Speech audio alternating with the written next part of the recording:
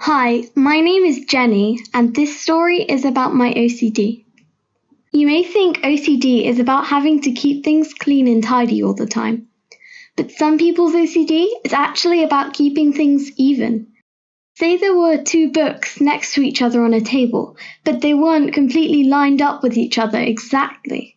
I wouldn't put them straight right away. I would have to kind of swap them round so that they both would have the right amount of time in front of the other book.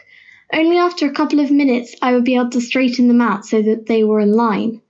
Way more complicated than you thought, right? So I was about 9 years old when I started making little changes to my everyday life. You see, I was right-handed, and I very much favoured my right hand.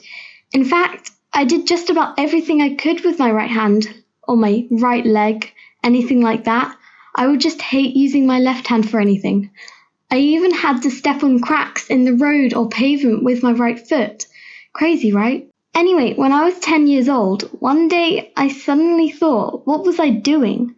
Why was I completely leaving out my left hand? Notice how I say leaving out. That was what it felt like. It felt like I needed to even things out to make it fair. That was when my OCD started, I guess. First of all, I told myself I would have to go a whole year only using my left hand and foot to make up for the year before. After about a year, I finally felt like it was even between my left and right hands, but then I had to go around using my right and left sides equally. And I can tell you, it was not easy. My OCD only started getting worse from there. For example, I had to count all the time in my head, every time I breathed or even blinked. It was tedious, but I just couldn't stop myself. Another thing that a lot of people with OCD experience is constantly feeling like somebody is listening to your thoughts.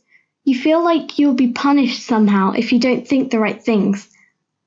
OCD is awful to live with. If you think you may have OCD, talk to someone. Don't keep it to yourself like I did. One day I told my parents. They took me to a counsellor. She really helped to improve how I was feeling.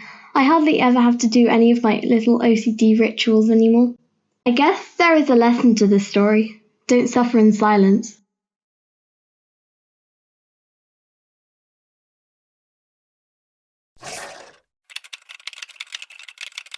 Oh my god, and we totally jumped off the cliff and had to swim all the way to shore because the dog chased us all the way to the end. Oh.